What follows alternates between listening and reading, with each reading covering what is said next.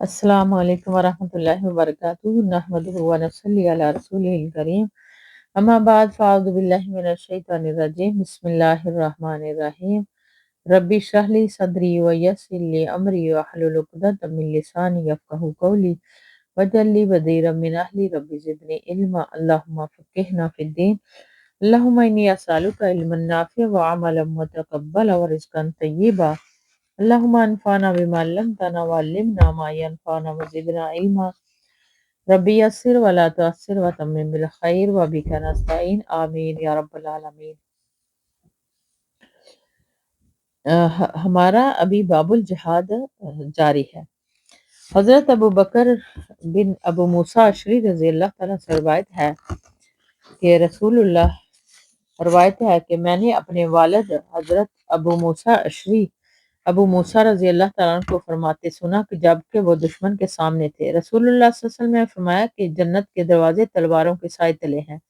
یہ سن کر ایک صحابی پراگندہ حال شخص کھڑا ہوا اور کہا، اے ابو موسیٰ، کیا تم نے واقعی رسول اللہ صلی اللہ علیہ وآلہ وسلم کو یہ فرماتے ہوئے سنا ہے؟ تو انہوں نے کہا ہاں۔ چنانچہ وہ اپنے ساتھیوں کی طرف واپس چلا گیا اور کہا کہ میں تمہیں الوداعی سلام کہتا ہوں۔ پھر اس نے اپنی تلوار کی نیام توڑ دی اور اسے پھینک دیا، پھر اپنی تلوار لے کر دشمن کی طرف چلا اور اس کے ساتھ دشمن پر وار کیا یہاں تک کہ وہ شہید ہو گیا۔ رواہ المسلم۔ حضرت اس میں جہاں جہاد کی فضیلت کا بیان ہے، وہاں اس میں قرون اولیٰ کے مسلمانوں کے جذبہ جہاد اور اللہ تعالیٰ کی باتوں پر ان کے یقین اعتماد کا تذکرہ بھی ہے۔ اسی یقین نے انہیں آخرت کے مقابلے میں دنیا سے بے رغبت کر دیا۔ حضرت ابو عباس عبد الرحمن بن جبر رضی اللہ تعالیٰ سے روایت ہے کہ رسول اللہ صلی اللہ علیہ وسلم نے فرمایا کہ یہ نہیں ہو سکتا کہ کسی بندے کے قدم اللہ کی راہ جہاد میں غبار آلود ہوں اور پھر انہیں جہنم کی آگ بھی چھوئے۔ رواہ البخاری۔ فائدہ: قدم غبار آلود ہونے سے مراد جہاد میں حصہ لینے، یعنی ایک شخص جہاد میں بھی حصہ لے اور پھر جہنم میں چلا جائے، یہ ناممکن ہے، کیونکہ جہاد گناہوں کی مغفرت کا سبب ہے، جس کے بعد انسان کا جنت میں جانا یقینی بشرطیہ مجاہد کبیرہ گناہوں سے پاک ہو، جیسا کہ دوسری روایت سے استثناء ثابت ہے۔ حضرت ابو ہریرہ رضی اللہ تعالیٰ سے روایت ہے کہ رسول اللہ صلی اللہ علیہ وسلم نے ارشاد فرمایا کہ وہ آدمی جہنم میں داخل نہیں ہوگا جو اللہ کے ڈر سے رو پڑا، یہاں تک کہ دودھ تھنوں میں واپس چلا جائے، اور کسی آدمی پر اللہ کی راہ کا گرد و غبار اور جہنم کا دھواں اکٹھا نہیں ہوگا۔ اسے ترمذی نے روایت کیا ہے۔ فائدہ: اس میں تعلق بالمحال کا بیان ہے کہ یعنی جس طرح یہ ممکن نہیں ہے کہ تھنوں سے دودھ نکلا ہوا تھنوں سے واپس چلا جائے، اسی طرح یہ بھی ناممکن ہے کہ اللہ کے ڈر سے رونے والا شخص جنت میں نہ جائے۔ اسی طرح جہاد کے میدان میں غرد و غبار سے آلود ہونے والا مجاہد جہنم کے دھوئیں سے محفوظ رہے گا۔ میدان جہاد کا غبار اور جہنم کا دھواں اکٹھے نہیں ہو سکتے۔ حضرت ابن عباس رضی اللہ تعالیٰ عنہ سے بیان ہے، فرماتے ہیں کہ میں نے رسول اللہ صلی اللہ علیہ وآلہ وسلم کو فرماتے ہوئے سنا کہ دو آنکھیں ہیں جنہیں جہنم کی آگ نہیں چھوئے گی، ایک وہ آنکھ جو اللہ کے ڈر سے رو پڑی اور دوسری وہ آنکھ جس نے اللہ کے راستے میں پہرا دیتے ہوئے رات گزاری۔ اسے امام ترمذی نے روایت کیا ہے۔ یہ حدیث حسن ہے۔ فائدہ: اس میں اللہ کی عظمت و جلالت کے تصور سے رونے اور جہاد میں پہرا دینے دونوں کی فضیلت کا بیان ہے۔ حضرت زید بن خالد رضی اللہ تعالیٰ سے روایت ہے کہ رسول اللہ صلی اللہ علیہ وسلم نے ارشاد فرمایا، جس نے کسی غازی کو اللہ کی راہ میں تیار کیا، اسے جہاد کا ساز و سامان دیا، تو یقیناً اس نے خود جہاد کیا، اور جس نے کسی مجاہد کی اور اس کے گھر میں بھلائی کے ساتھ جانشینی کی، اس نے یقیناً جہاد کیا۔ رواہ البخاری و مسلم۔ فائدہ: اس میں مسلمانوں کی باہمی کفالت و تعاون کی صورتوں کا اور اس کے اجر و ثواب کا بیان ہے۔ کسی کے مجاہد کی جہادی ضروریات کا مہیا کر دینا، اس کی غیر موجودگی میں اس کے گھر والوں کی حفاظت و نگرانی اور اس کی ضروریات کا انتظام کر دینا ایسا ہی ہے جیسے یہ شخص خود اللہ کی راہ میں جہاد کر رہا ہے۔ جو اجر اللہ ایک مجاہد کو دے گا، وہی اجر ان معاذین کو بھی ملے گا۔ حضرت ابو امامہ رضی اللہ تعالیٰ عنہ سے روایت ہے کہ رسول اللہ صلی اللہ علیہ وسلم نے ارشاد فرمایا کہ صدقات میں سے افضل صدقہ اللہ کی راہ میں سایہ دار خیمہ لگانا ہے جس سے مجاہد فیض یاب ہو، یا اللہ کی راہ میں کسی خادم کا عطیہ دینا جس سے مجاہد اپنی خدمت لے، یا جوان اونٹنی اللہ کی راہ میں دینا جس سے مجاہد فائدہ اٹھائے۔ اس حدیث کو امام ترمذی نے روایت کیا اور یہ کہا حدیث حسن ہے۔ فائدہ نمبر 1، خیمہ ایسا سایہ دار خیمہ مراد ہے جس کے سائے سے مجاہد کو آرام سکون حاصل کرنے کا موقع ملے۔ خادم سے بھی ایسا خادم مراد ہے جو مجاہد کی خدمت اور اس کی اعانت کرے۔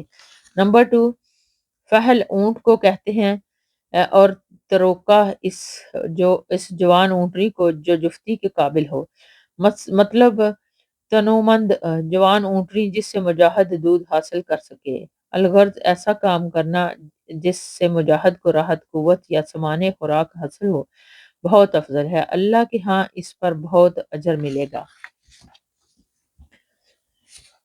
حضرت انس رضی اللہ عنہ سے روایت ہے کہ اسلم قبیلے کے ایک نوجوان نے عرض کیا کہ اے اللہ کے رسول صلی اللہ علیہ وسلم، میں جہاد کرنا چاہتا ہوں، لیکن میرے پاس وسائل نہیں جن کے ذریعے سے میں جہاد کر سکوں، ساز و سامان تیار کروں۔ آپ صلی اللہ علیہ وسلم نے ارشاد فرمایا، فلاں شخص کے پاس جاؤ، اس نے جہاد کی تیاری کی ہے لیکن وہ بیمار ہو گیا ہے۔ اور وہ نوجوان اس کے پاس آیا اور اس نے کہا کہ رسول اللہ صلی اللہ علیہ وسلم تجھ کو سلام کہتے ہیں اور فرماتے ہیں کہ تو نے وہ جو سامان مجھے دے دے جو تو نے جہاد کے لیے تیار کیا ہے۔ اس نے اپنی بیوی سے کہا کہ فلانی اس کو وہ سامان دے دے جس کے ساتھ میں نے جہاد کی تیاری کی تھی، اور اس میں سے کوئی چیز مت روکنا، اللہ کی قسم اس میں سے کوئی چیز مت روکنا تاکہ تیرے لیے اس میں برکت ڈال دی جائے۔ رواہ مسلم۔ فائدہ اس میں یہ بھی بات بیان کی گئی ہے کہ انسان خود کسی وجہ سے جہاد میں حصہ نہ لے سکے تو کسی مجاہد کو جہاد کا ساز و سامان مہیا کر کے تو اس کو بھی جہاد کا اجر مل جائے گا۔ علاوہ ازیں یہ چیز خیر و برکت کا بھی باعث ہے کہ اس سے استدلال کرتے ہوئے کہا گیا ہے کہ انسان اپنا مال کسی نیک جہت میں خرچ کرنے کا ارادہ کرے، لیکن اس جہت میں خرچ کرنے کا موقع نہ ملے تو اسے کسی اور نیک جہت میں خرچ کر سکتا ہے۔ حضرت ابو سعید خدری سے روایت ہے کہ رسول اللہ صلی اللہ علیہ وسلم نے بنو لحان کی طرف جہاد کے لیے جبکہ وہ کافر تھے ایک دستہ بھیجا اور فرمایا کہ ہر 2 آدمیوں میں سے ایک آدمی جہاد کے لیے جائے، اجر ان کے درمیان ہوگا، اگر پیچھے رہنے والا مجاہد کے گھر میں اس کی جانشینی کرے گا تو۔ رواہ المسلم۔ اور مسلم کی ایک اور روایت میں ہے کہ ہر 2 آدمیوں میں سے ایک آدمی جہاد کے لیے گھر سے نکلے، پھر آپ نے بیٹھنے والے کے لیے فرمایا کہ تم میں سے جو شخص جہاد میں جانے والے کے گھر والوں اور اس کے مال میں بھلائی کے ساتھ جانشینی کرے گا تو اس کو جہاد میں جانے والے سے نصف اجر ملے گا۔ فائدہ نمبر 1، اجر ان کے درمیان ہوگا یا نصف اجر ملے گا، ان دونوں کا مفہوم ایک ہی ہے۔ صحیح مسلم میں یہ دونوں روایت بظاہر دوسری روایت کے مخالف ہیں جن میں جہاد کرنے والے اور مجاہد کو جہاد کا ساز و سامان دینے یا مجاہد کے گھر میں کی حفاظت و نگرانی کرنے والے دونوں کے لیے برابر کا اجر ملنے کا ذکر ہے۔ اس لیے بعض لوگوں نے تو نصف کے لفظ کو زائد قرار دیا ہے کہ شاید کسی راوی نے اس کا اضافہ کر دیا ہے، لیکن حافظ ابن حجر رحمہ اللہ نے فرمایا کہ صحیح سند اور اس کی ثبوت کے بعد راوی کی طرف زیادتی کا دعویٰ صحیح نہیں ہے۔ اس کی تجزیہ اس طرح ممکن ہے کہ دونوں کی مجموعی ثواب جب 2 حصوں میں تقسیم کیا جائے گا تو ہر ایک کے حصے وہی اجر آئے گا جو دوسرے کے حصے میں آئے گا۔ بس دونوں حدیثوں میں کوئی تعارض نہیں رہتا۔ تفصیل کے لیے دیکھیے فالحین لابن العلان فتح الباری۔ اس حدیث سے بھی یہ معلوم ہوتا ہے کہ عام حالات میں جہاد فرض عین نہیں، ہر 2 آدمی سے ایک آدمی بھی جہاد میں حصہ لے لے گا تو دوسرے لوگوں کے لیے بھی یہ کافی ہوگا۔ تاہم عمل جہاد میں دیگر لوگوں کو بھی اس طرح شریک ہونا چاہیے کہ جن کے پاس دولت ہے وہ مجاہدین کے لیے اسلحہ اور دیگر ضروریات کا انتظام کریں، اسی طرح مجاہدین کے گھروں اور ان کے بال بچوں کی حفاظت کریں، اور کوئی مجاہد شہید ہو جائے اور اس کے گھر میں معاشی کفالت کا انتظام نہ ہو تو اس کی بیوی بچوں کی برآمد آبرومندانہ کفالت کا انتظام کرے۔ اسی طرح زندگی کے دوسرے شعبوں کے افراد کو بھی جہاد میں ہر ممکن طریقے سے حصہ لینا چاہیے۔ حضرت برا بن عازب رضی اللہ تعالیٰ سے روایت ہے کہ نبی کریم صلی اللہ علیہ وسلم کے پاس ایک آدمی آیا جو لوہے کی جنگی آلات میں ڈکا ہوا تھا۔ اس نے کہا، اللہ کے رسول، پہلے میں جہاد کروں گا یا اسلام قبول کروں؟ آپ صلی اللہ علیہ وسلم نے ارشاد فرمایا، پہلے اسلام قبول کر پھر جہاد کر۔ چنانچہ اس نے اسلام قبول کیا اور پھر لڑا اور شہید ہو گیا۔ رسول اللہ صلی اللہ علیہ وسلم نے ارشاد فرمایا کہ اس نے عمل تھوڑا کیا اور اجر کا زیادہ مستحق قرار دیا گیا۔ رواہ البخاری و مسلم، اور یہ الفاظ بخاری کے ہیں۔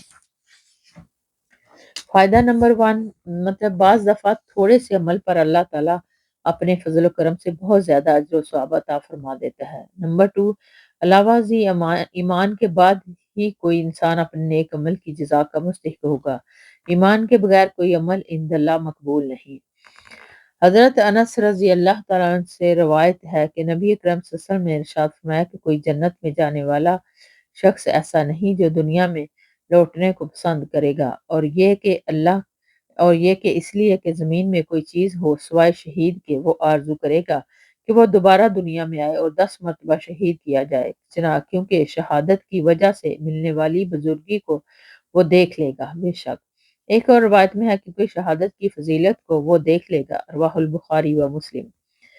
فائدہ، شہید کو شہادت کی وجہ سے جو رتبہ اشرف و افضل حاصل ہوگا، وہ اسے دیکھ کر وہ آرزو کرے گا کہ اسے بار بار دنیا میں بھیجا جائے اور بار بار وہ اللہ کی راہ میں اپنی جان کا نذرانہ پیش کرے۔ شہید کی سوا کوئی اور جنتی دنیا میں آنے کی اور کوئی دنیا کی کسی چیز کی آرزو نہیں کرے گا۔ حضرت عبداللہ بن عمر بن عاص رضی اللہ تعالیٰ عنہ سے روایت ہے کہ رسول اللہ صلی اللہ علیہ وسلم نے فرمایا، اللہ تعالیٰ سوائے قرض کے شہید کی ہر غلطی کو معاف کر دیتا ہے۔ رواہ مسلم، اور مسلم کی ایک اور روایت میں ہے کہ اللہ کی راہ میں شہادت ہر چیز کا کفارہ بن جاتی ہے سوائے قرض کے۔ فائدہ، اس سے معلوم ہوا کہ حقوق العباد شہادت سے بھی معاف نہیں ہوں گے۔ حضرت ابو قتادہ رضی اللہ تعالیٰ عنہ سے روایت ہے کہ رسول اللہ صلی اللہ علیہ وسلم لوگوں میں خطبہ ارشاد فرمانے کے لیے کھڑے ہوئے تو فرمایا کہ اللہ کی راہ میں جہاد کرنا اور اللہ پر ایمان لانا تمام عملوں میں افضل عمل ہے۔ چنانچہ ایک آدمی کھڑا ہوا اور کہا، اے اللہ کے رسول، یہ بتلائیے کہ اگر میں اللہ کی راہ میں شہید ہو جاؤں تو کیا مجھے سے میری خطائیں معاف کر دی جائیں گی؟ تو اس سے رسول اللہ صلی اللہ علیہ وسلم نے فرمایا کہ ہاں، اگر تو اللہ کی راہ میں شہید ہو گیا جبکہ تو ثابت قدم رہنے والا، ثواب کی نیت رکھنے والا اور آگے بڑھ کر حملہ کرنے والا ہو، نہ کہ پیٹھ دکھانے والا۔ پھر رسول اللہ صلی اللہ علیہ وسلم نے فرمایا کہ تو نے کیسے کہا تھا؟ اس نے پھر سوال دہرایا، فرمائیے کہ اگر میں اللہ کی راہ میں شہید ہو جاؤں تو کیا مجھ سے میری غلطیاں معاف کر دی جائیں گی؟ تو رسول اللہ صلی اللہ علیہ وسلم نے ارشاد فرمایا، ہاں، جب کہ تو ثابت قدمی اور خالص نیت سے آگے بڑھ کر لڑنے والا ہو، پیٹھ پھیر کر بھاگنے والا نہ ہو، تو یہ شہادت خطاؤں کا کفارہ ہوگی، مگر قرض معاف نہیں ہوگا، اس لیے کہ جبریل علیہ السلام نے مجھ سے یہ بات کہی۔ وہ مسلم۔ فائدہ نمبر 1، اس میں شہادت کا عظیم اجر و ثواب بیان کیا گیا ہے کہ وہ انسان کی کوتاہیوں کا کفارہ بن جاتی ہے، لیکن اس کے ساتھ ہی اس کے 4 شرطیں بھی بیان فرمائی ہیں جو حدیث میں مذکور ہیں۔ اس کے بغیر کوئی شہادت عند اللہ مقبول نہیں۔ نمبر 2، حقوق العباد معاف نہیں ہوں گے۔ البتہ قرض کے بارے میں بعض علماء نے یہ کہا ہے کہ قرض سے مراد وہ قرض ہے جو طاقت رکھنے کے باوجود ادا نہ کیا گیا ہو، تاہم جس قرض کی بابت ادائیگی کی صحیح نیت ہو لیکن عدم استطاعت کی وجہ سے ادائیگی میں تاخیر ہو گئی حتیٰ کہ وہ موت سے ہمکنار ہو گیا، تو اللہ کی فضل و کرم سے امید ہے کہ وہ معاف فرما دے گا، اور قرض خواہ کو بھی اللہ تعالیٰ اپنی طرف سے راضی فرما لے گا۔ بعض احادیث سے بھی اس مضمون کی تائید ہوتی ہے۔ حضرت جابر رضی اللہ تعالیٰ عنہ سے روایت ہے کہ ایک شخص نے پوچھا کہ اے اللہ کے رسول صلی اللہ علیہ وسلم، اگر میں شہید کر دیا گیا تو میرا ٹھکانہ کہاں ہوگا؟ آپ صلی اللہ علیہ وسلم نے فرمایا، جنت میں۔ اس نے وہ کھجوریں پھینک دی جو اس کے ہاتھ میں تھی، پھر جہاد کیا یہاں تک کہ وہ شہید ہو گیا۔ سبحان اللہ۔ فائدہ، اخلاص نیت کا ثمرہ یقیناً جنت ہے، ایسے مخلصین کو جنت کی بشارت دی گئی۔ حضرت انس رضی اللہ تعالیٰ عنہ بیان فرماتے ہیں کہ رسول اللہ صلی اللہ علیہ وسلم اور آپ کے صحابہ روانہ ہوئے، یہاں تک کہ وہ مشرکین سے پہلے بدر جگہ پر پہنچ گئے۔ بعد میں مشرکین بھی آ گئے تو رسول اللہ صلی اللہ علیہ وسلم نے فرمایا کہ تم میں سے کوئی شخص بھی کسی معاملے میں پیش قدمی نہ کرے یہاں تک کہ میں خود اس کی بابت کچھ کہوں یا کروں۔ چنانچہ مشرکین لڑائی کی نیت سے قریب ہوئے تو آپ صلی اللہ علیہ وسلم نے فرمایا کہ اس جنت کی طرف اٹھ کھڑے ہو جس کی چوڑائی آسمان اور زمین کے برابر ہے۔ حضرت انس نے فرمایا کہ عمیر بن حمام انصاری رضی اللہ تعالیٰ کہنے لگے، اے اللہ کے رسول، جنت کی چوڑائی آسمان اور زمین کے برابر ہے؟ آپ صلی اللہ علیہ وسلم نے ارشاد فرمایا، ہاں۔ انہوں نے کہا کہ واہ واہ۔ رسول اللہ صلی اللہ علیہ وسلم نے فرمایا، تمہیں کیا چیز واہ واہ کہنے پر آمادہ کرتی ہے؟ انہوں نے کہا کہ اللہ کی قسم، اے اللہ کے رسول صلی اللہ علیہ وسلم، اس امید کے سوا کوئی بات نہیں کہ میں اس سے جنت میں جانے والوں میں سے ہوں۔ آپ صلی اللہ علیہ وسلم نے ارشاد فرمایا، یقیناً تو جنت میں جانے والوں میں سے ہے۔ چنانچہ انہوں نے اپنے ترکش میں سے چند کھجوریں نکالی اور انہیں کھانا شروع کر دیا، پھر فرمایا، میں اپنی یہ چند کھجوریں کھانے تک زندہ رہا تو یہ زندگی تو لمبی ہوگی، بس جو کھجوریں ان کے پاس تھیں پھینک دیں، پھر ان مشرکین سے جہاد کیا یہاں تک کہ وہ شہید ہو گئے۔ رواہ مسلم۔ فائدہ نمبر 1، اس حدیث میں میدان جنگ میں اطاعت امیر کی اہمیت بیان کی گئی ہے کہ فوجیوں کو جلد بازی کا مظاہرہ کرنے کی بجائے اپنے کمانڈر اور قائد کے حکم کا انتظار کرنا چاہیے اور اس کی اجازت کے بغیر کوئی پیش قدمی نہیں کرنی چاہیے۔ نمبر 2، فوجیوں میں جہاد کی ترغیب کے لیے جنت کا بیان کیا جائے تاکہ مسلمان حصول جنت کے شوق میں خوب جان بازی اور ولولے سے لڑیں۔ نمبر 3، صحابہ کرام رضی اللہ تعالیٰ عنہم کے جذبہ حب آخرت کا بیان ہے کہ جس نے انہیں دنیا کی نعمتوں اور لذتوں سے بے نیاز کر دیا تھا۔ اللہم ربنا جعلنا منہم، آمین یا رب العالمین۔ حضرت انس رضی اللہ تعالیٰ عنہ سے روایت ہے کہ کچھ لوگ نبی کریم صلی اللہ علیہ وسلم کی خدمت میں حاضر ہوئے اور عرض کیا کہ ہمارے ساتھ کچھ ایسے لوگ بھیجیں جو ہمیں قرآن و سنت کی تعلیم دیں۔ آپ صلی اللہ علیہ وسلم نے انصار میں سے 70 آدمی ان کی طرف بھیجے جن کو قرا کہا جاتا ہے، اور ان میں میرے ماموں حرام بھی تھے، جو جن کو یہ سب حضرات قرآن پڑھتے تھے، رات کو قرآن کریم پڑھنے پڑھانے میں گزارتے اور اسے سیکھتے، دن کو یہ لوگ پانی لاتے اور اسے مسجد میں رکھتے، لکڑیاں اکٹھی کر کے لاتے اور انہیں فروخت کرتے اور اس سے اہل صفہ اور فقراء کے لیے سامان خوراک خریدتے تھے۔ چنانچہ انہیں نبی کریم صلی اللہ علیہ وسلم نے بھیج دیا، ان کو لے جانے والے ان کی جان کے در پے ہو گئے اور انہیں منزل مقصود تک پہنچنے سے پہلے ہی قتل کر دیا۔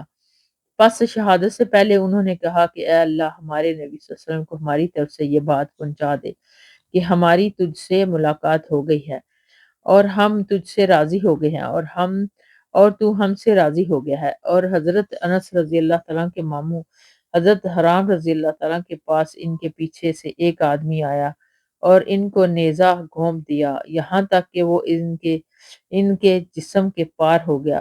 حضرت حرام نے کہا کہ رب کعبہ کی قسم، میں کامیاب ہو گیا۔ رسول اللہ صلی اللہ علیہ وسلم نے فرمایا کہ تمہارے بھائی قتل کر دیے گئے۔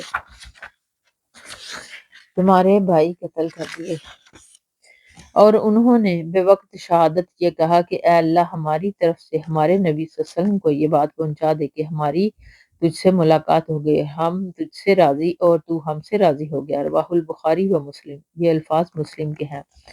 فائدہ نمبر 1، کافر سازش کر کے اس طرح 70 صحابہ کو جو قرآن کریم پڑھنے پڑھانے میں ممتاز تھے اپنے ساتھ لے گئے اور اپنے علاقے میں لے جا کر انہیں شہید کر دیا۔ اس سے یہ بات معلوم ہوئی کہ نبی کریم صلی اللہ علیہ وسلم عالم الغیب نہیں تھے، اگر ایسا ہوتا تو آپ کبھی بھی اپنے جانثار صحابہ کو نہ بھیجتے۔ پھر جب ان کو یقین ہو گیا کہ ہم نرغہ کفار میں پھنس گئے ہیں اور ہمارا زندہ بچنا مشکل ہے تو انہوں نے اللہ سے دعا کی کہ ہمارا پیغام اپنے پیغمبر تک پہنچا دے۔ چنانچہ اللہ سبحانہ تعالیٰ نے ان کی دعا قبول فرمائی اور بذریعہ وحی اللہ تعالیٰ نے آپ تک ان کا پیغام پہنچا دیا۔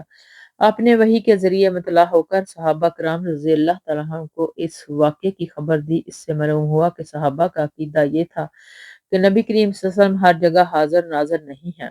نمبر 2، صفا چبوترے یا ڈیوڑی کو کہتے ہیں۔ مسجد نبوی کے چبوترے پر درسگاہ نبوی تھی جس میں 70-75 صحابہ زیر تعلیم تھے۔ یہ شب روز نبی کریم صلی اللہ علیہ وسلم کی صحبت میں رہ کر آپ کے ارشادات سنتے اور آپ سے دین کا علم سیکھ حاصل کرتے تھے۔ ان کی معاش کا کوئی مستقبل ذریعہ نہیں تھا، لنگر خانہ تھا، نہ لوگوں کے گھروں میں مستقل انتظام تھا، صرف اللہ پر توکل اور اعتماد ان کا سب سے بڑا سہارا تھا۔ کبھی کبھار کوئی صدقہ یا ہدیہ آتا تو مل بانٹ کر کھا پی لیتے۔ سے انہی میں سے کچھ لوگ ایندھن وغیرہ جمع کر کے بیچتے اور اپنے ساتھیوں کی خوراک کا کچھ بندوبست کر لیتے۔ نمبر 3، دعوت تبلیغ کی راہ بڑی کھٹن راہ ہے۔ اس میں اپنوں اور بیگانوں کی کڑوی کسیلی باتیں بھی سننی پڑتی ہیں اور بعض دفعہ اپنی جان سے بھی ہاتھ دھونا پڑ جاتے ہیں۔ تاہم یہ انبیاء علیہ السلام کا مشن ہے، جیسے بہرحال پورا کرنا علماء حق کا شیوا ہے اور ہونا چاہیے۔ حضرت انس رضی اللہ تعالیٰ سے روایت ہے کہ میرے چچا حضرت انس بن نضر رضی اللہ تعالیٰ جنگ بدر سے غیر حاضر رہے۔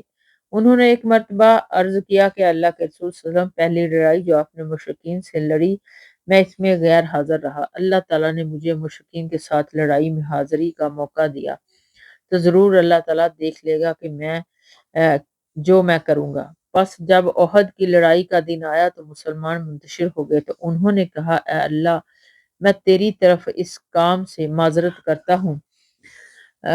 جوان حضرات ان کے ساتھیوں نے کہا کہ اور تیرے سامنے اس کام سے برات کا اظہار کرتا ہوں جو ان مشرکوں نے کیا ہے۔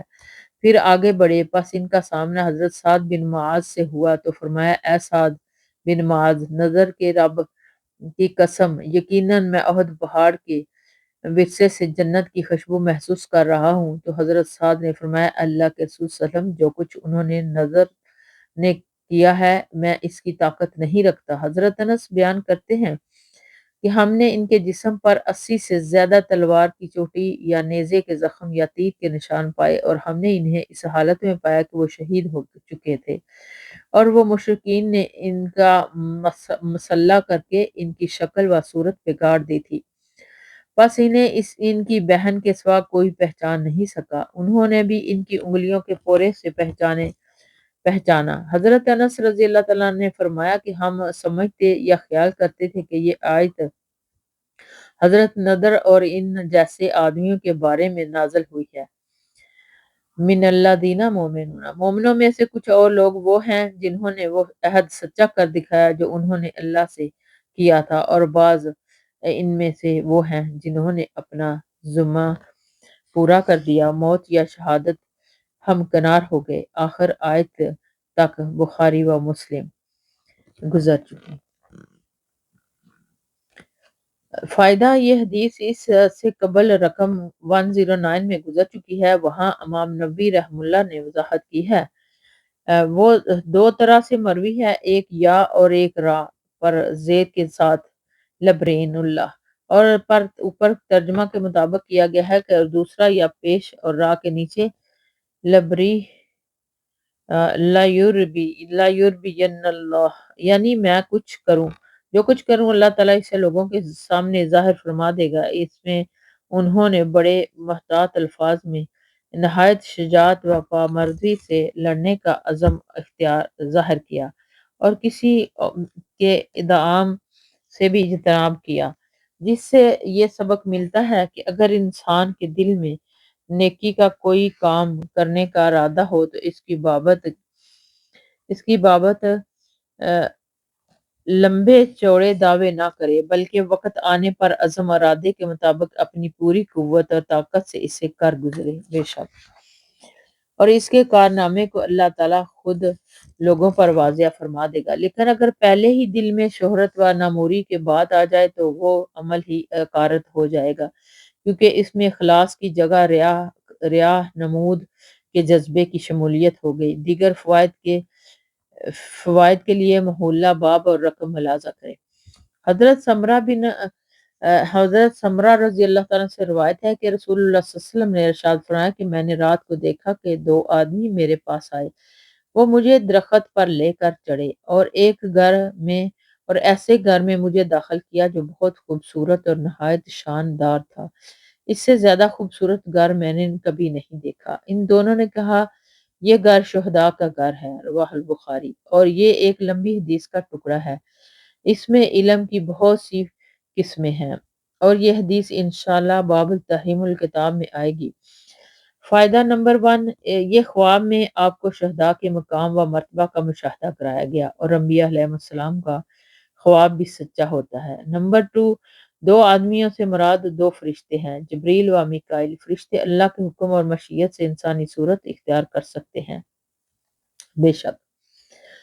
حضرت انس رضی اللہ تعالیٰ عنہ بیان فرماتے ہیں کہ حضرت ام ربی بنت برا رضی اللہ تعالیٰ عنہ جو حارثہ بن سراقہ رضی اللہ تعالیٰ کی والدہ تھی، عنہا بنت برا رضی اللہ تعالیٰ عنہا جو حارثہ بن سراقہ رضی اللہ تعالیٰ عنہ کی والدہ تھی، نبی اکرم صلی اللہ علیہ وسلم کی خدمت میں حاضر ہوئی اور عرض کیا، اے اللہ کے رسول صلی اللہ علیہ وسلم، کیا آپ مجھے حارثہ کی بابت خبر نہیں دیتے؟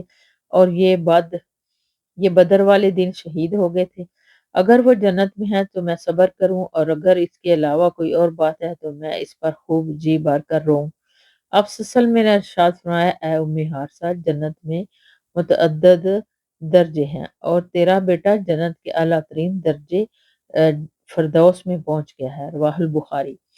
فائدہ، جنت الفردوس جنت کا اعلیٰ ترین حصہ ہے۔ شہداء کا اس درجے پر فائز ہونا اس بات کی دلیل ہے کہ جہاد اللہ کو بہت پسند ہے۔ حدیث میں آتا ہے کہ جب تم جنت کا سوال کرو تو جنت الفردوس کا سوال کیا کرو۔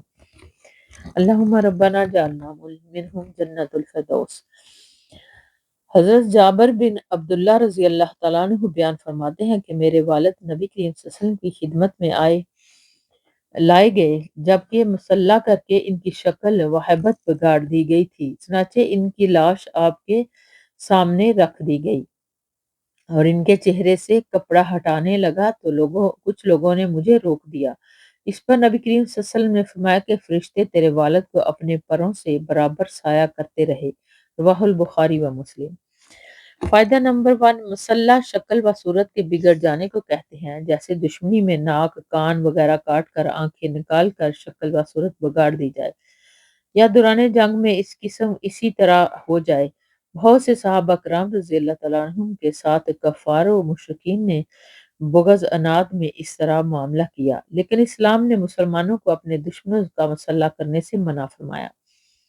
نمبر 2، بہرحال اس میں حضرت عبداللہ کی فضیلت کا بیان ہے کہ جو شہادت کی وجہ سے انہیں حاصل ہوئی، یہ جنگ احد میں شہید ہوئے تھے۔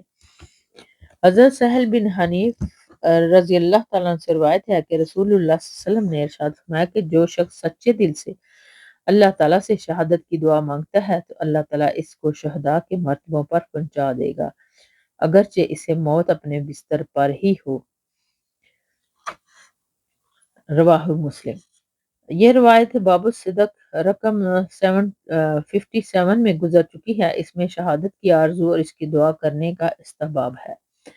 حضرت انس رضی اللہ تعالیٰ سے روایت ہے کہ رسول اللہ صلی اللہ علیہ وسلم نے ارشاد فرمایا کہ جو شخص سچے دل سے شہادت کا طالب ہو تو اسے یہ مقام عطا کر دیا جاتا ہے، اگرچہ یہ شہادت اسے حاصل نہ ہو، رواہ مسلم۔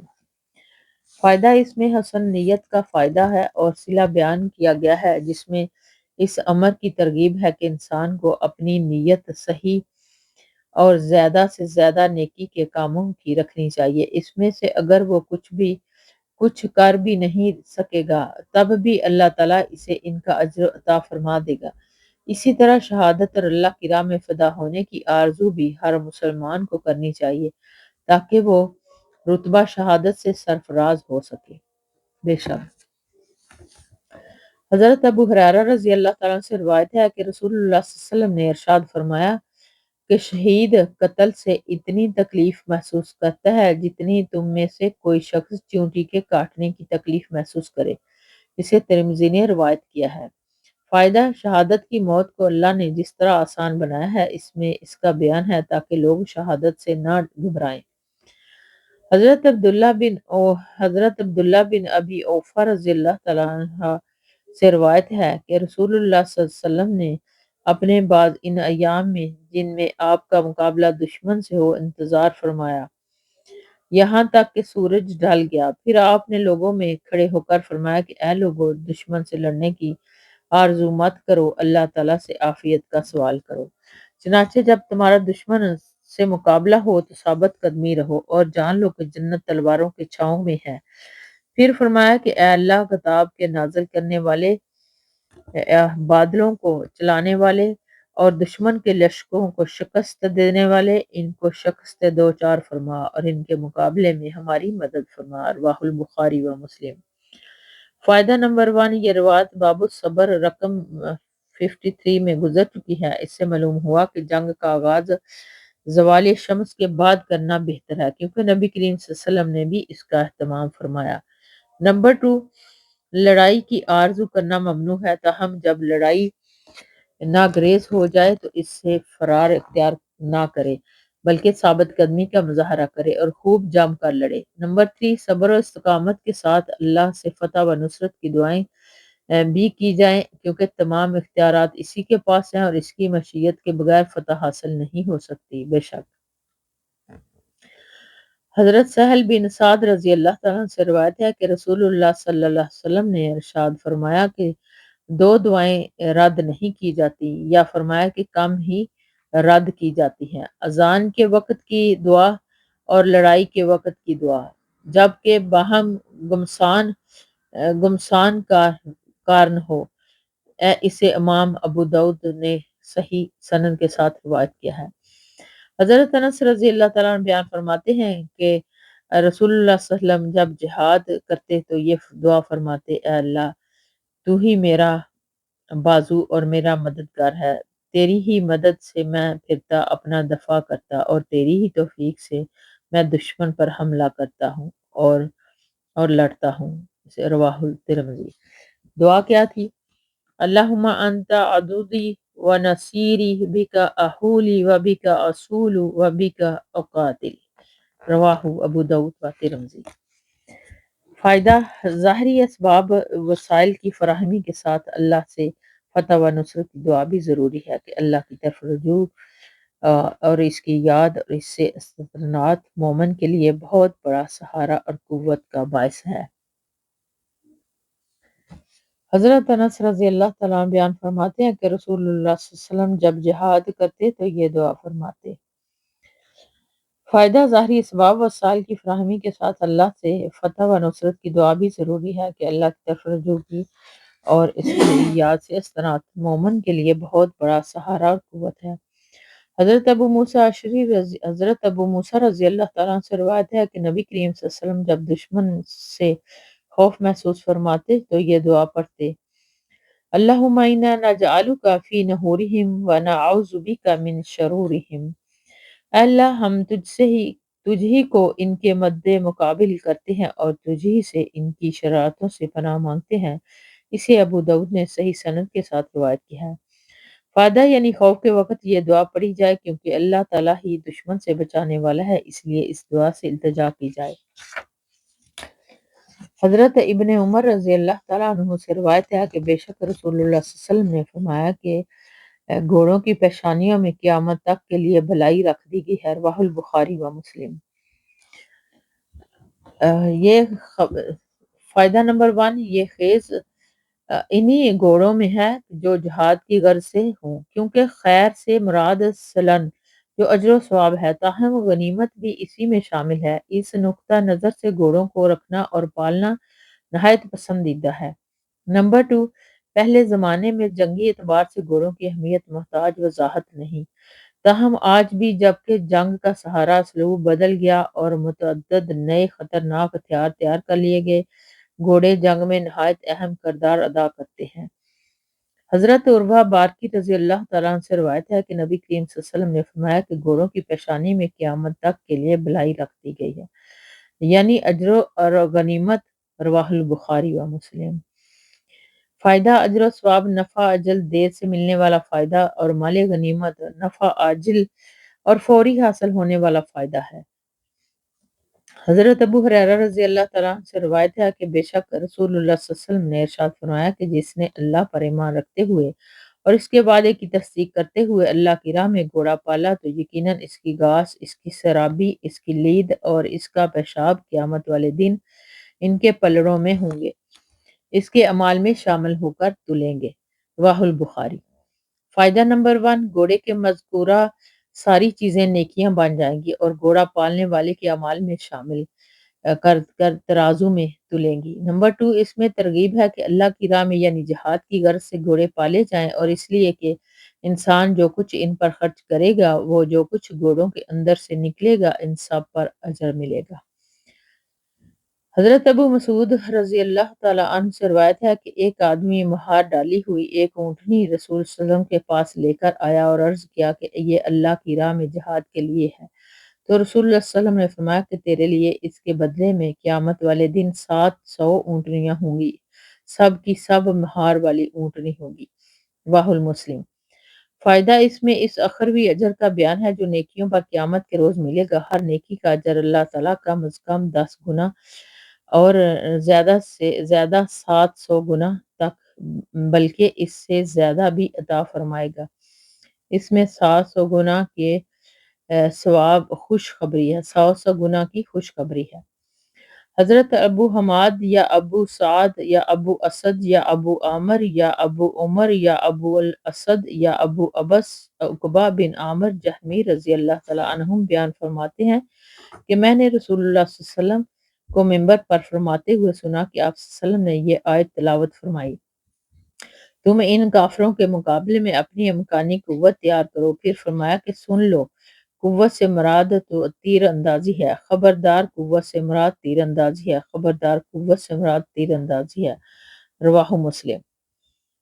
فائدہ نمبر 1، یعنی نبی کریم صلی اللہ علیہ وسلم نے اپنے دور اور حالات کے مطابق اللہ کے دشمنوں کے مقابلے میں جو امکانی قوت فراہم اور تیار کرنے کا حکم دیا ہے، اس کی تفسیر میں فرمایا کہ اس سے مراد تیر اندازی ہے، اور 3 مرتبہ دہرا کر اس کی اہمیت اور تاکید کو واضح فرمایا، کیونکہ تیر اندازی کا فن اس دور میں نہایت بنیادی کردار ادا کرتا ہے۔ آج کل کی جنگوں میں تو تیر اندازی کی اہمیت ختم ہوگی اور اس کی جگہ ٹینک، توپیس، میزائل اور ایٹم بم وغیرہ ایجاد کیے ہو گئے ہیں۔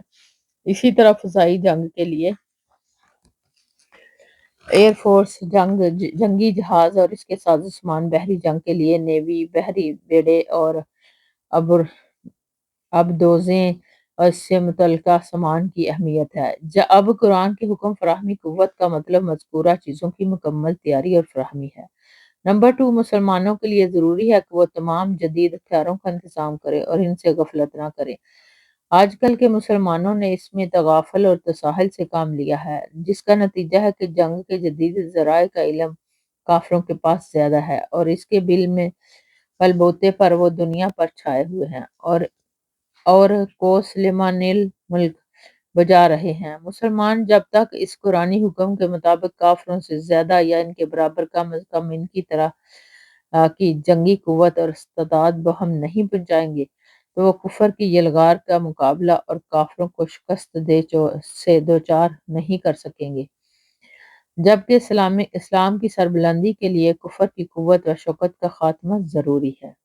بے شک حضرت عقبہ بن عامر جہمی رضی اللہ تعالیٰ سے روایت ہے کہ میں نے رسول اللہ صلی اللہ علیہ وسلم کو فرماتے ہوئے سنا کہ ان قریب تمہارے ہاتھ پر بہت سے علاقے فتح ہوں گے اور اللہ تعالیٰ تمہیں دشمنوں کے مقابلے میں کافی ہو جائے گا، چنانچہ تم میں سے کوئی شخص اپنے تیروں کے ساتھ فارغ وقت میں مشق کرنے میں کوتاہی نہ کرے۔ رواہ مسلم۔ فائدہ نمبر 1، اس میں مسلمانوں کو خوشخبری دی گئی ہے کہ مستقبل میں بہت سے علاقوں پر تمہیں فتح و کامرانی نصیب ہوگی، اللہ کی خاص مدد سے تم نوازے جاؤ گے، جس کی وجہ سے دشمن تمہارا کچھ نہیں بگاڑ سکے گا، لیکن اس کے لیے یہ بھی ضروری ہے کہ ظاہری اسباب سے تم بھی غفلت نہ برتو اور دشمن سے مقابلے کے لیے جنگی تیاری اور مشقوں، تیر اندازی وغیرہ میں کوتاہی نہ کرو۔ آج کل تیر اندازی کی جگہ جدید جنگی مشقوں اور جدید جنگی ہتھیاروں کی تربیت حاصل کرنی ضروری ہے۔ بے شک۔ وآخر دعوانا ان الحمد للہ رب العالمین، سبحانک اللہم وبحمدک، نشہد ان لا الہ الا انت، نستغفرک ونتوب الیک۔ السلام علیکم ورحمۃ اللہ وبرکاتہ۔